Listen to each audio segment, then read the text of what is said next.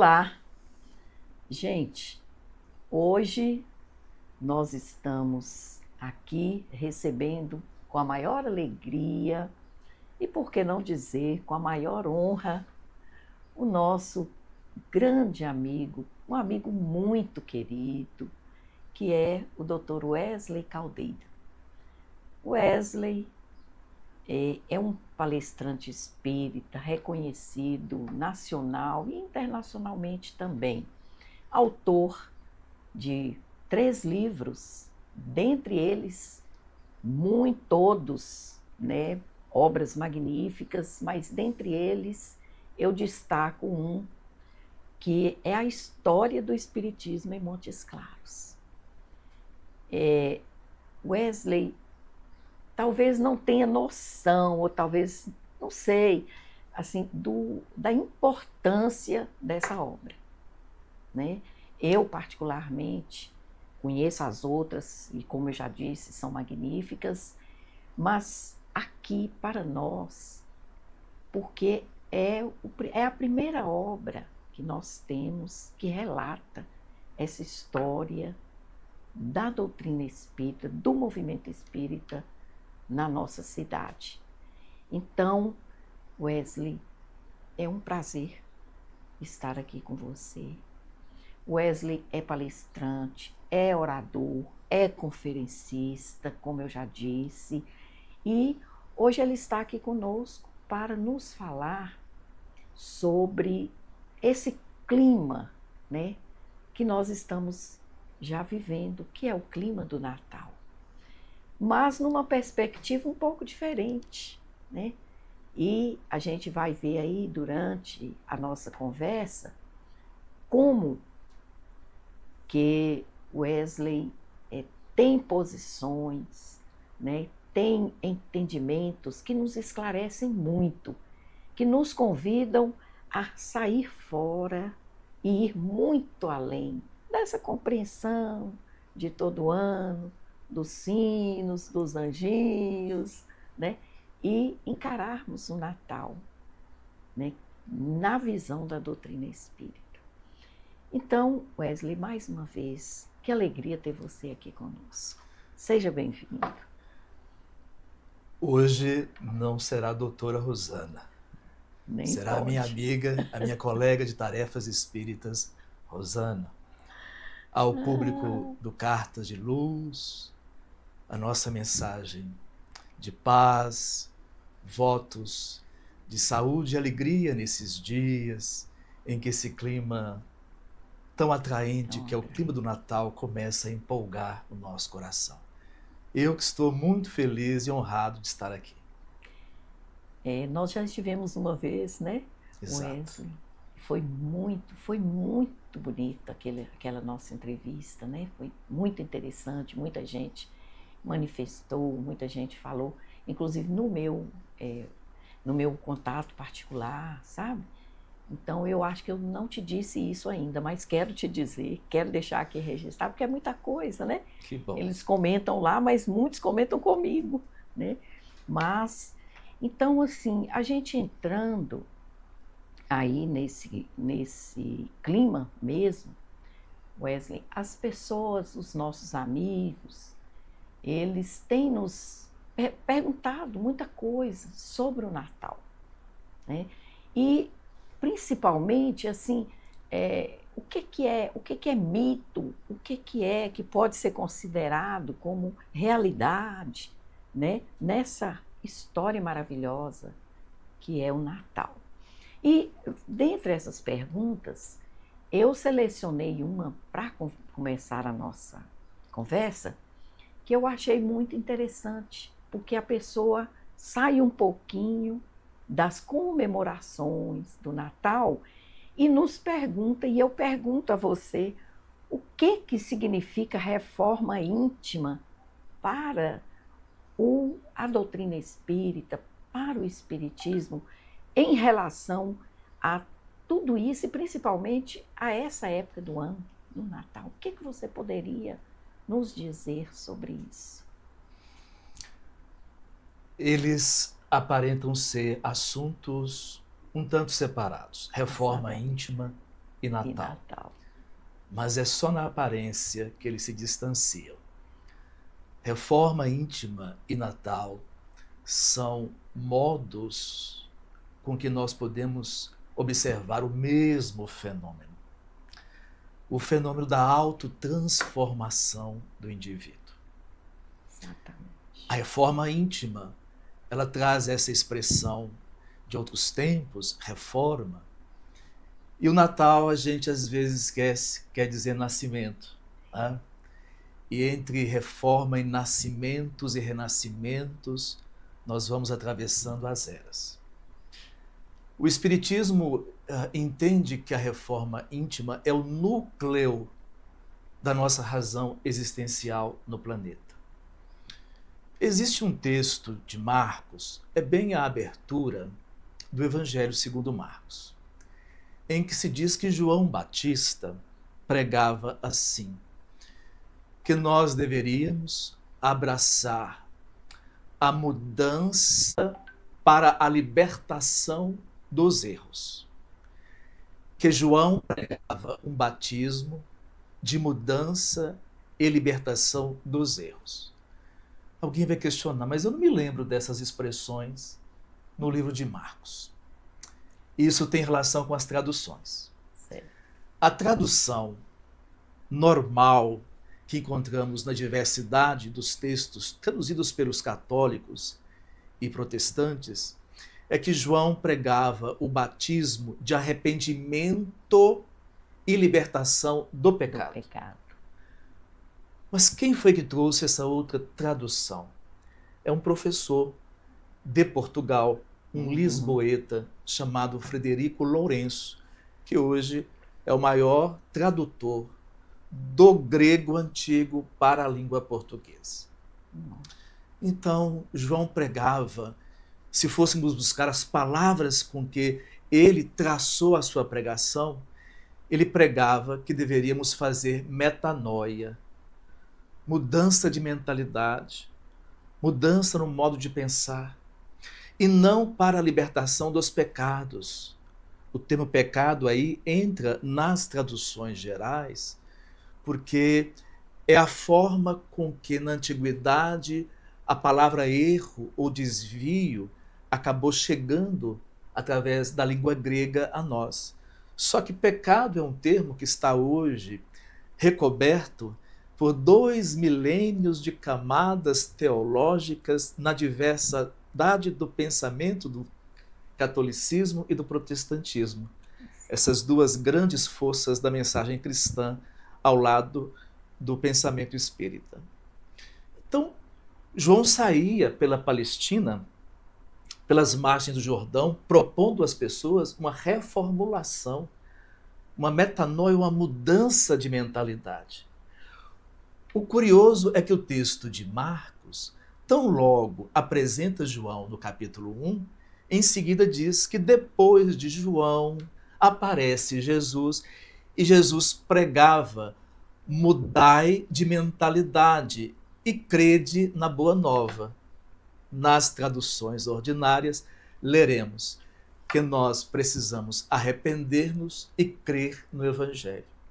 Então, essa tradução do lisboeta Frederico Lourenço, ela é muito útil porque nos faz atravessar as camadas históricas das teologias que foram chegando aos poucos no universo cristão e nos aproximando do Jesus histórico. Uma coisa é a gente se libertar do pecado. Sim. Outra coisa é libertar dos erros. Sim. Libertar do pecado tem a ver com a opressão de uma lei ou de um criador sobre nós. Libertar do erro significa emancipação, liberdade, essa autonomia construída.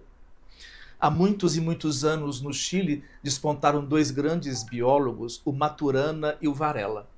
Eles criaram a palavrinha para a biologia a partir dos estudos da biologia que hoje se expandiu para outras linhas do raciocínio. Então disseram que há seres que fazem autopoiese. Auto, próprio, poiese, criação. Criação de si mesmos. O espírito, a alma que nós somos, ela é um ser que foi criada para aprender a se construir. Nós somos seres cuja a nossa gênese foi destinada a fazer com que nós nos aprendamos a dar todas as perfeições de que somos capazes. Então, como seres que fazem autopoiese, as vidas sucessivas são oficinas de perfectibilidade. E o Natal representa uma experiência que recordamos historicamente, que nos fala através de muitos símbolos e ensinos sobre esse processo de fazer a autopoiese, ou seja, a construção de nós mesmos. Então são temas identificados e é muito oportuno em tempos de Natal falar de reforma íntima. E assim, outros perguntam, né? E dentro aí do que você coloca, Wesley, é muito interessante, como que os ensinos de Jesus inspiram e orientam esse processo, né? Ou essa nova compreensão, né, do processo do nascimento de Jesus e do processo do nosso novo nascimento também. Às vezes, nós nos acostumamos tanto a respeitar os sacerdotes, os grandes pensadores da fé, especialmente dentro do cristianismo, que nós delegamos a nossa compreensão das coisas a eles e não buscamos suficientemente a nossa aproximação com a mensagem de Jesus e com o próprio Mestre. Dentro do pensamento espírita, o sacerdócio ou o pensador da fé é sempre alguém muito importante, muito respeitável. Almas que se dedicaram a praticar junto a nós o exercício cotidiano da virtude cristã, almas que se empenharam em penetrar no mundo íntimo do pensamento de Jesus e transmiti-lo de uma forma mais clara, mais ao alcance da nossa condição, são seres muito especiais. Mas evolução não é um processo que a gente possa delegar. Sim. A autopoiese, o construir a si mesmo, é uma tarefa inafastável de nós mesmos. Então, a conjugação dos esforços em sociedade, na vida planetária, nos dá muita riqueza, a riqueza que vem do outro, mas para que a gente aprenda a construir a própria riqueza. Então, em temas de fé cristã, há muita delegação de compreensão.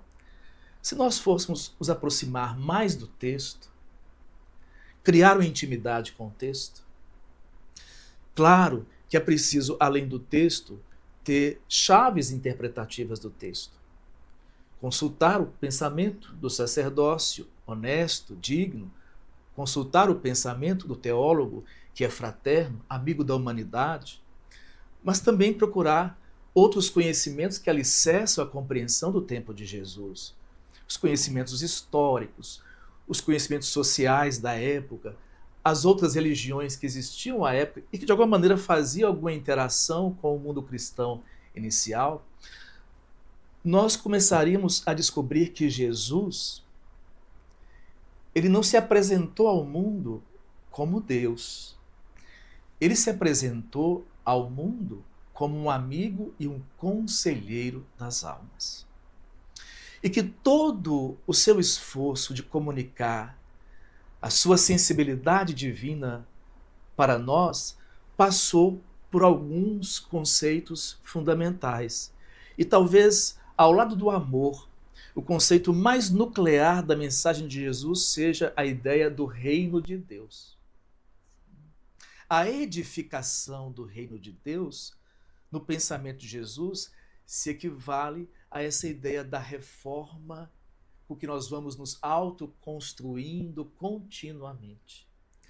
Ele criou uma série de sermões, de ideias mestras e até de parábolas para falar sobre a construção do reino, só que na mentalidade de Jesus, não só dentro de nós, mas entre nós. O mundo cristão discutiu isso nesses 2 milênios. Ele falou do em nós, into, ou seja, o reino dentro, ou falou do reino entre? Falou das duas coisas.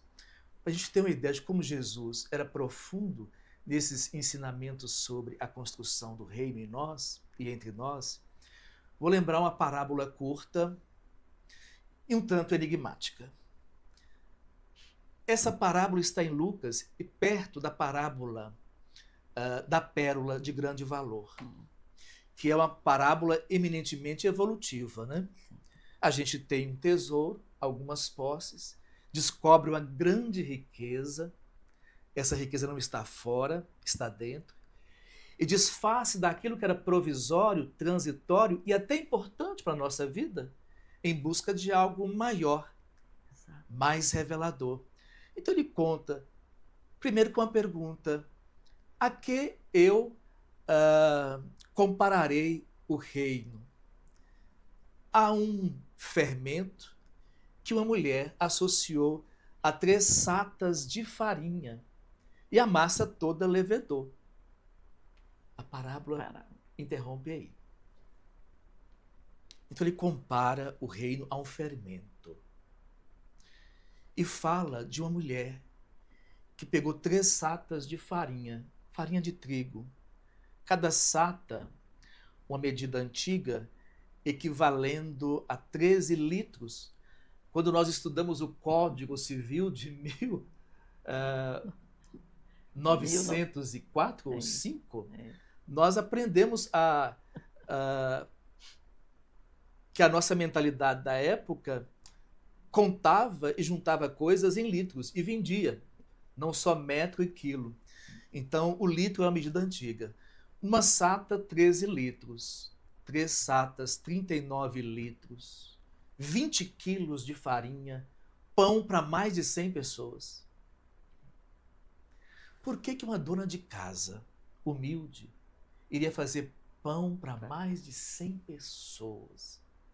Óbvio que isso iria terminar em desperdício se não se tratasse de um símbolo. As famílias, talvez com 4, 10 pessoas, mais de 90 pães sobrando. Agora, procuremos interpretar as 3 satas pelos símbolos da época: coração, mente e alma. E coloquemos o reino em cada uma dessas satas. O reino e a sua mensagem, conforme Jesus nos apresentou, no coração, na mente e na alma. E nós nos tornamos naturalmente generosos. Porque essa parábola, ela está exaltando o poder da generosidade da criatura, que é a coisa que mais nos aproxima de Deus. Olhemos o céu, olhemos a natureza, olhemos o talento da criatura humana que tanto nos dá, tanto nos agracia. Tudo é fecundidade, generosidade. Nós nos tornamos divinos a partir desse ensaio.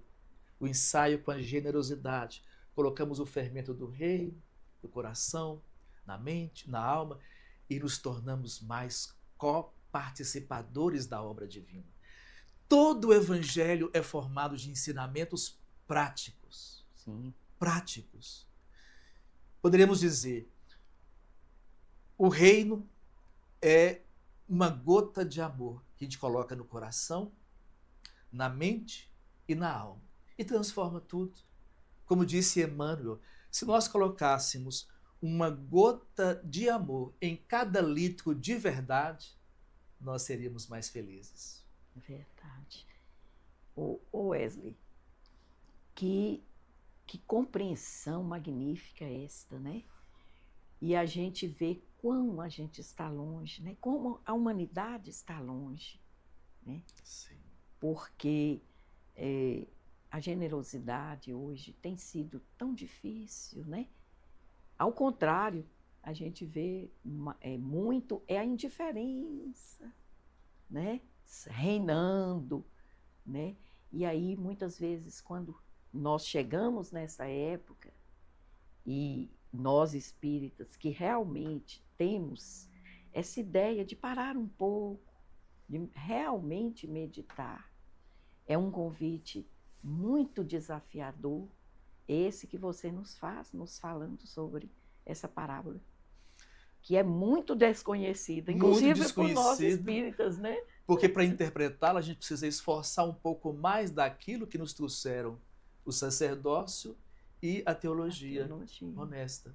Exatamente. É tão importante isso que nos remete à questão 919 de O Livro dos Espíritos, sobre esse inventário moral, a base da reforma íntima, esse exame da consciência, que é o móvel com que desencadeia, deflagra essa transformação continuamente. Já pensou o dia que cada ser humano, quando terminar o ciclo do dia, se perguntasse assim: eu fui justo na confiança que as pessoas me depositaram? Eu honrei a credibilidade que eu tenho? Em algum momento eu não fui digno da confiança das pessoas nesse dia? Eu fui leal com as pessoas? E geralmente pensa, lealdade, não fiz nada de errado com as pessoas. No espiritismo, na mentalidade reencarnacionista, evolucionista, e eu fiz tudo o que eu podia para as pessoas? Porque a lealdade transcende o não fazer. A probidade, a honestidade, a lealdade, e eu fiz tudo que estava ao alcance?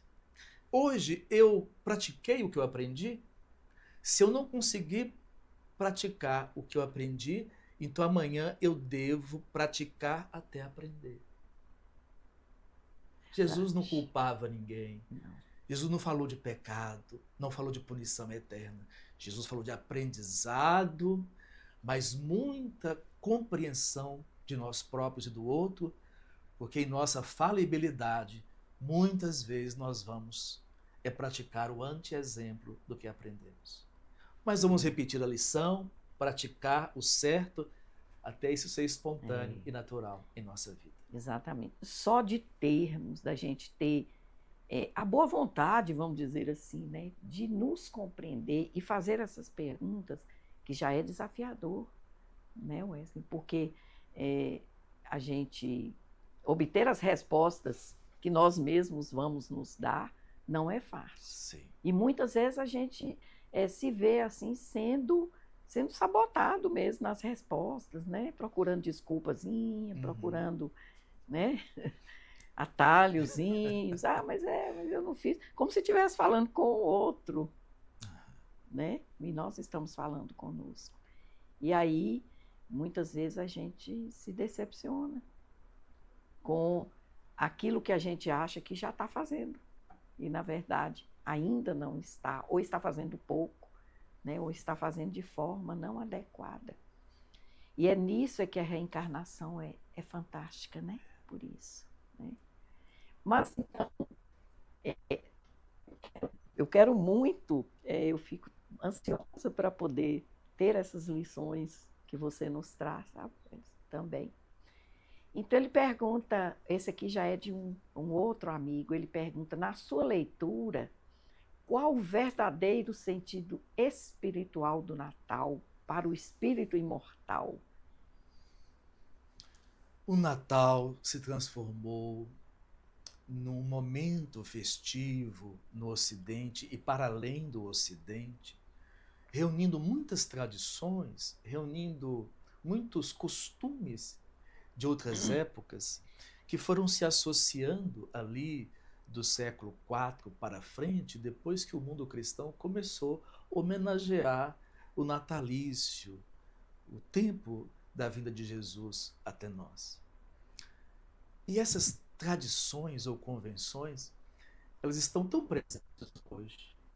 São encontros tão amorosos que nós realizamos, são recordações tão gratas que a gente faz nesses dias do Natal. Mas a convenção cresceu tanto que o sentido profundo do Natal, obviamente todos reconhecem, vai perecendo, vai perdendo o verdadeiro brilho desse momento festivo. Como conciliar essa tradição toda que foi se agregando ao Natal, que é externa, com a busca do Natal no espírito, que é a proposta, né? A gente se afasta, a gente não faz as coisas com os outros, a gente diz que isso não é Natal e pronto, a gente não participa. Ou a gente se isola procurando essa presença divina na manjedoura da alma de um jeito revelador. Como conciliar tradição? Porque tradição gestou um Natal que as pessoas conhecem e devem praticar nas famílias, no trabalho, nos grupos religiosos, com o sentido do Natal no espírito. Tem certas plantas que, para crescerem, elas produzem gavinhas. Uhum. Nós podemos comparar as convenções humanas às gavinhas. Correto. Elas são importantes. Elas nos prendem a uma estrutura. Elas nos aproximam. Então, sim, a gente deve comemorar o Natal pelo sentido tradicional. Então, a família se reúne, há uma ceia, a gente pode trocar mimos perfeitamente. O que não pode estar ausente é o aniversariante. Lá no texto de Lucas, em certo momento, quando os dias da gestação de Maria se completavam e eles já estavam em Belém, fica a impressão de que José era um pai um pouco desorganizado e um pouco ignorante das regras de prudência, porque teria colocado uma senhora nos últimos dias da gestação para fazer uma viagem de uma semana de Nazaré até Belém, sem preparar qualquer abrigo que pudesse recebê-la e ajudá-la na hora mais crítica da vida da mulher, até hoje, Sim. do ponto de vista biológico. É lembrar que no final do século XIX, no planeta, haviam raríssimas maternidades. O parto era em casa. Vamos retroagir a 2 milênios, que hora inquietante para uma mulher, mas Lucas não diz que José saiu pela última hora, pelas estradas, carregando Maria. Os dias do parto se completaram em Belém. José é o modelo do pai prevenido, organizado, que reflete sobre o hoje e o amanhã da família. E lá, quando se completaram esses dias, aí surge um enigma da história biográfica de Jesus. Faltou foi uma estrebaria, faltou foi uma hospedaria, ou faltou o quê? No texto que está em Lucas, a palavra que fala aquilo que faltou é um termo grego chamado catálima. Mas nós colocamos na arte, no cinema e nas pregações uma palavra que não está no texto, pandecheion. Pandecheion quer dizer no grego antigo uma hospedagem, uma espécie de abrigo coletivo ou de abrigo remunerado. Mas não é isso que o texto diz que faltou. Faltou catálima, que é um quarto para hóspedes. Mas no mundo antigo tinha esse luxo de um quarto para hóspedes. Normalmente as moradias tinham 3 cômodos. Nós tínhamos a oficina de trabalho, porque o trabalho em geral era dentro de casa. Nós tínhamos a sala, cozinha, onde tudo se processava, e um quarto de descanso. Quando chegava um hóspede, a gente ressentia um outro cômodo. Algumas casas tinham um outro cômodo, catálima. Quer dizer, a única forma hoje de Jesus realmente estar conosco é ter um lugar para ele em casa. Então, todos os itens festivos são, às vezes, gavinhas que nos prendem a um contexto. Mas sem Jesus em casa, nesse quarto especial que é o coração de cada um, então o Natal não se completa. Então, nesse episódio histórico, a falta naquela casa que iria recebê-los com antecedência de um catálima, encontramos um símbolo para o que acontece muito hoje. A gente faz o comércio em torno do Natal e esquece de colocar um momento especial na família para ele. E esse momento com ele na família não é propriamente religioso, é na amorosidade, é no respeito, é na revisão das falhas e no compromisso da mudança entre nós e esses que nos cercam, que nós chamamos pais, esposas, filhos e irmãos. Muito interessante, né?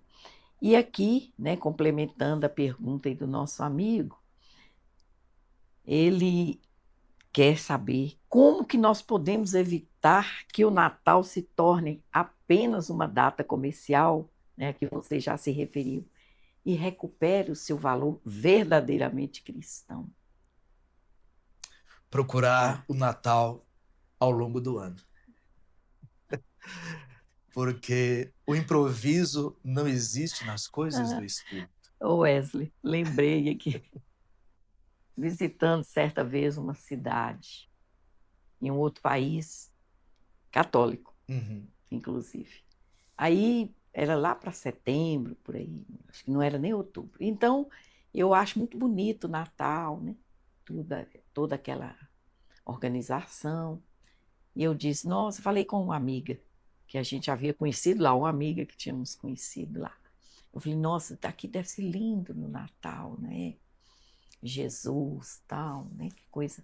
Aí ela falou assim, não, mas aqui a gente é diferente lá de vocês. Aqui a gente comemora o Natal, é Papai Noel. Ah, é? Então pronto. Falou tudo. E eu pensei assim, então eu ainda estou bem, eu ainda estou, Sim.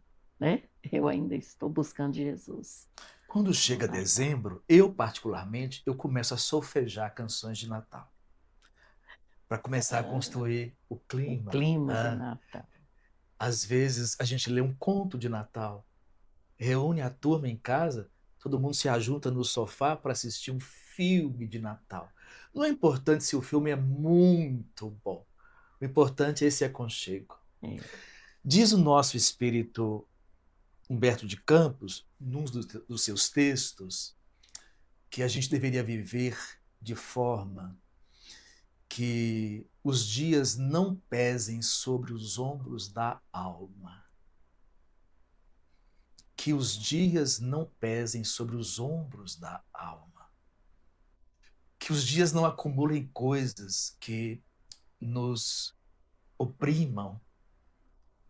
O mundo antigo criou uma história curiosa do mito da esfinge. Né? Decifra-me ou devoro-te.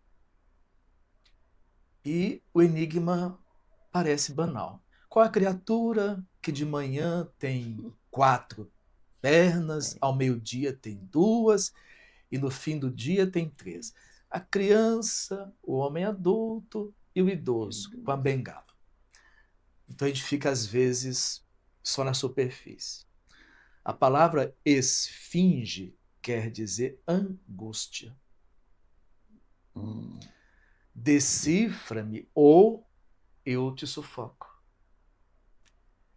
A outra palavra curiosa do passado, e é latina, angus, angústia, que significa sufocação. Procurar o Natal ao longo do ano significa viver de uma maneira que a gente não acumule angústias existenciais, que a gente não se sufoque na construção das coisas, mesmo que importantes. Jesus disse, não se acende uma candeia e coloca debaixo do alqueire. É para colocar no candeeiro, para que brilhe por toda a casa. Deus nos criou não para que fiquemos sufocados ou debaixo daquilo que cubra a nossa força de luz. Precisamos ter um lugar onde essa nossa luminosidade, que é o divino em nós, possa brilhar. Reforma íntima é um processo de desvelar a luz, mas de fazer a luz brilhar. Não é só de entrar em meditações, no conforto da nossa solidão, é também desvelar essa luz na meditação, no estudo, na reflexão, mas realizar.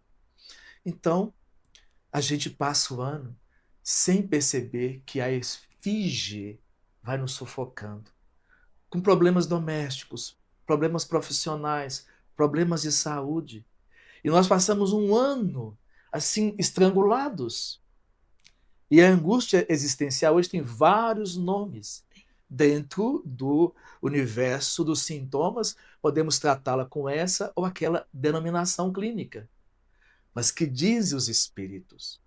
Quando nós colocamos a lâmpada, a luz que nós somos debaixo do alqueire e criamos esse distanciamento do nosso papel natural, que é aprender a brilhar, a levar luz, a gente sofre ou se deprime. Então o Natal não nos permite, por alguns dias de dezembro, desfazer toda essa sufocação e nos sentirmos felizes e integrados com a vida.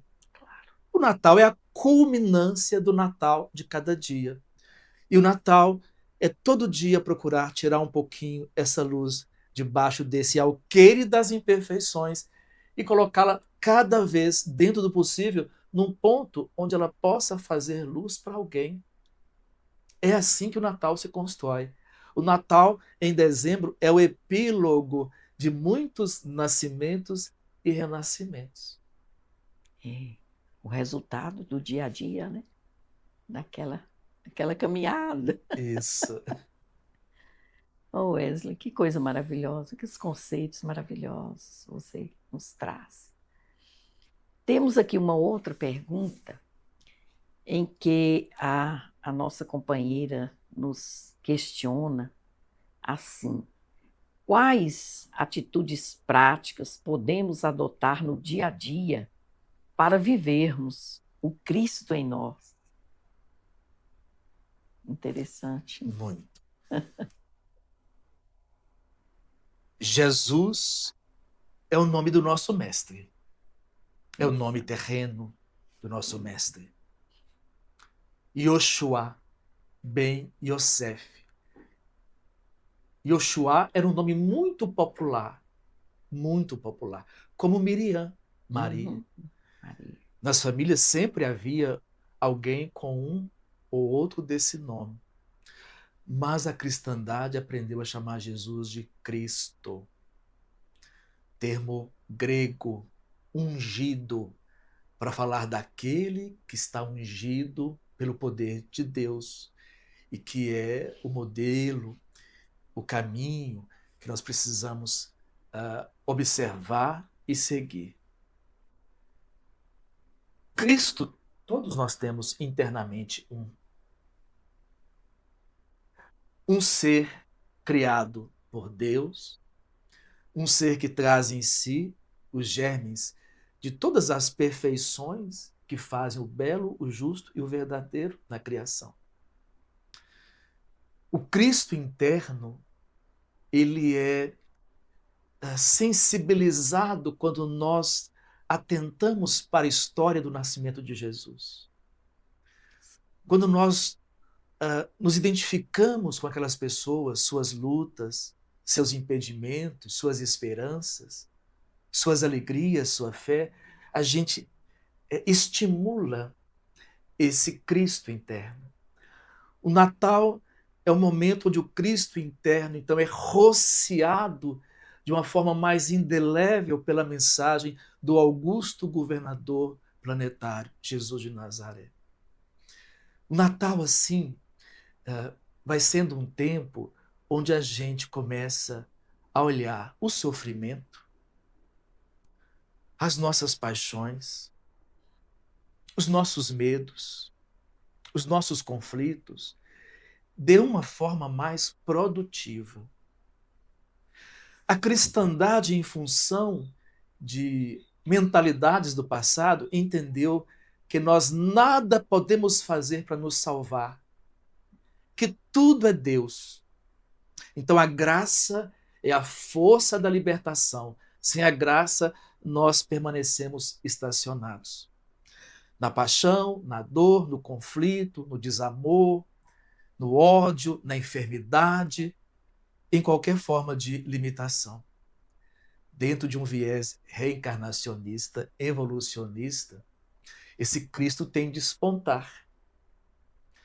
Como que Zacarias, o pai de João Batista, louvou, lá no texto de Lucas, a chegada desse Espírito revolucionário, Jesus, em nossa história. Zacarias chamou ele não de Cristo, mas chamou de Anatolé, o astro das alturas, o sol nascente. Então esse sol que também está em nós, ele precisa viver esse processo que nós conversamos, de se desvelar, brilhar, trazer a força da sua vida. Tudo na Terra é o sol que gesta e conserva. E operar em favor de todos. Então, quando vai chegando o Natal, a gente tem que procurar fazer um projeto dentro do nosso contexto, das nossas possibilidades, para que esse Anatolé em nós tenha mais espaço no ano que virá. As convenções são importantes, o calendário é importante. 365 dias, 365 canteirinhos. O que plantamos? Porque a colheita depende da semeadura. Então, o Natal é uma festa para o espírito muito importante. E o mundo espiritual cultiva de uma forma profunda, sensível, esse momento. É um instante de olharmos tudo aquilo que nos limita e pensar assim: o que eu posso fazer no próximo conjunto de canteiros para lançar coisas que me façam colher diferente? Estou triste com a família? Estou triste com o meu trabalho? Estou triste com o mundo? Com o que as pessoas fazem do mundo e com o mundo? O que eu posso lançar nos próximos 365 canteirinhos que traga mais perfume, mais cor e mais vida para a nossa vida? Quando Jesus deixa os espaços resplandecentes para encarnar uma única vez na história da Terra, ele deixou a proximidade mais celestial com Deus e colocou-se nos planos dos irmãos mais pobres. Os irmãos que vivem numa humanidade em encarnação de expiação e provas. O Natal é esse exemplo. O que eu posso fazer para sair daquilo que eu já tenho de bom, que eu conquistei de bom, e estar com o outro? Não existe Natal sem outro. Verdade. Ah, fiquei emocionada. Não existe Natal sem outro. Né? De que forma o nascimento de Jesus simboliza também o renascimento interior para cada um de nós?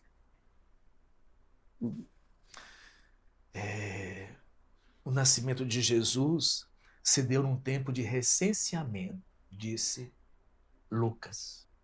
Então nós, os homens, procuramos na história um censo romano que contasse as pessoas e as posses que elas teriam. Então questionamos, mas em torno do ano que Jesus deverá ter nascido, que foi o ano 5, 4 ou 6, antes do calendário atual, que há um erro na contagem, né? Regressiva do natalício de Jesus. Os espíritos dizem que foi no ano 5, antes do calendário atual. Era um tempo de recenseamento. A gente pensa no recenseamento político e econômico. E não pensa no recenseamento interior. Verdade. Tá? Então nós temos florestas de ignorância a devastar, no bom sentido. Né? Nós temos desertos de indelicadezas, de asperidades que nós ainda praticamos. Nós temos oceanos a navegar de possibilidades, de potenciais. E a gente se contenta muito com aquilo que a gente já vive e tem. Diz o Espírito Emmanuel que contentar-se com a nossa finitude nos distancia da nossa infinitude. E olha que é fácil contentar-se com a finitude. Temos trabalho, está bem remunerado, temos uma família relativamente equilibrada, temos amores, temos uma saúde relativa, mas suficiente. Quem é que não se sente agradavelmente acolhido pela vida quando essas coisas que fazem parte estão indo bem? Todo mundo. É muito fácil se contentar com o finito. O finito é até onde eu já cheguei, até onde eu conquistei e me conquistei. De quando em quando a gente se procurar na internet, vai aparecer, através das ferramentas de busca, uma imagem curiosa. 2 olhos parecendo silenciosos dentro de uma concha. Contentar-se com a finitude. É a concha do nosso conforto, é a concha dos nossos conceitos. Todo mundo tem medo da verdade em algum ponto. Esse medo está nos inibindo ou está sendo vencido?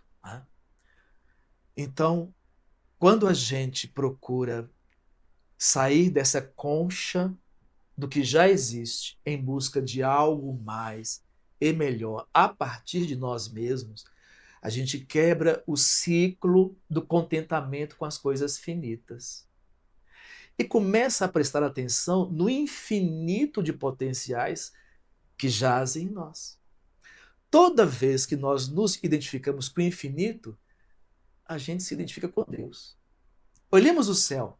Sim. Um céu azul, tá?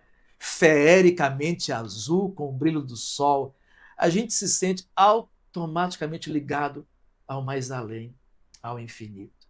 Uma noite bem iluminada pelas estrelas, negra como ébano e coruscante com o farol das estrelas.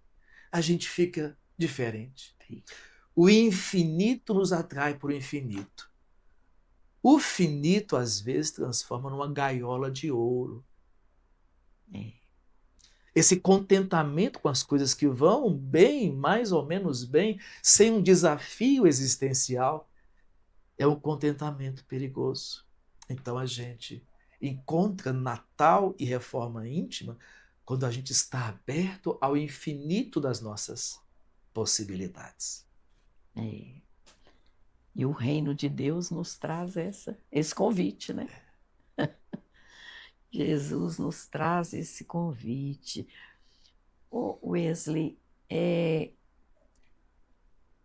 essa pergunta que achei bastante interessante, que a gente mesmo faz, né? Nós que andamos questionando isso sempre na doutrina espírita, né? Ela nos pergunta assim: por que ainda encontramos tanta resistência em nos reformar intimamente, mesmo conhecendo o Evangelho e mesmo celebrando o Natal?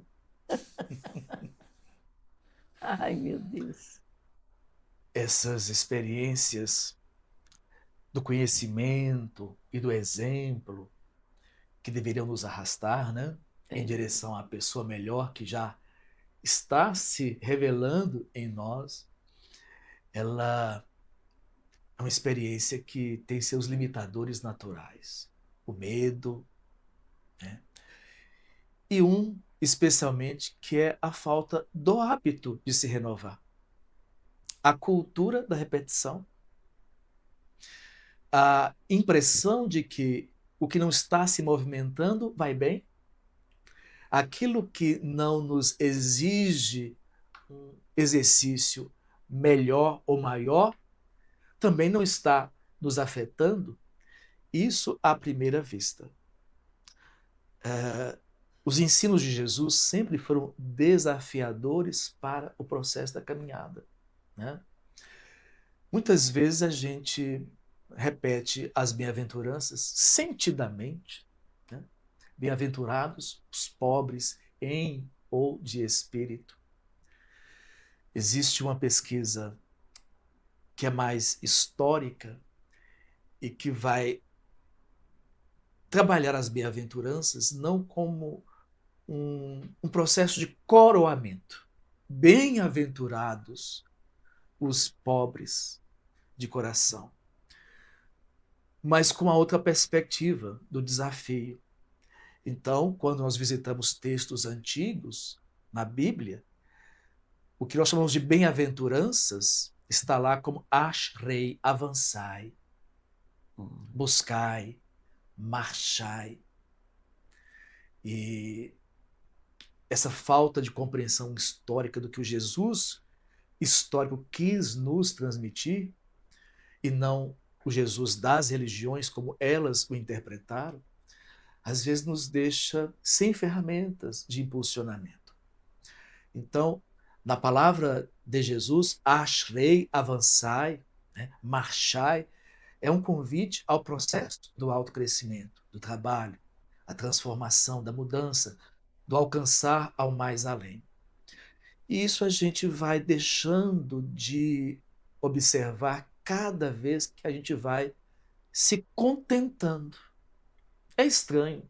Contentar é uma força que pode interferir negativamente no processo evolutivo. Quando estamos contentes demais com o que nós somos, a gente anestesia o impulso do ir além. Então, ashrei, avançar, ide, buscar, era a mentalidade com que Jesus ornamentava o seu discurso no sermão das bem-aventuranças. Então, essa busca de crescimento espiritual, ela é muito, muito nefasta para a gente. Essa acomodação no onde, como e quem somos é muito limitadora. Então, Natal, como sendo uma festa do nascimento, é também uma festa dos renascimentos.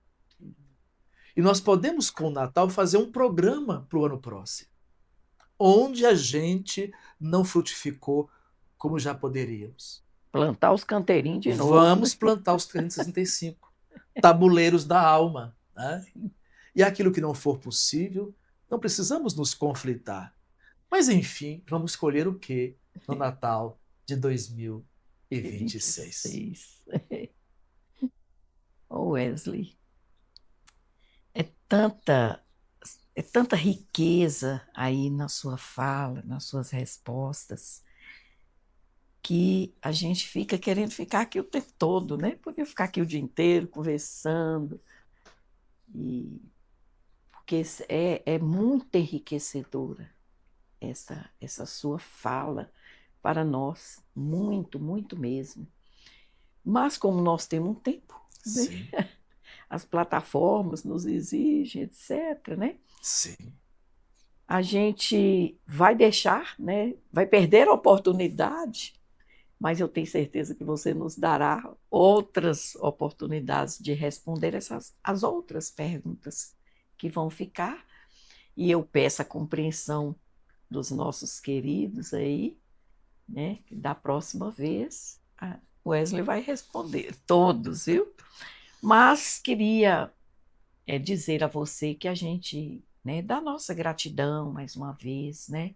De dizer como você nos inspira ao estudo, né? E à prática do Evangelho, que a gente sabe da sua conduta, né?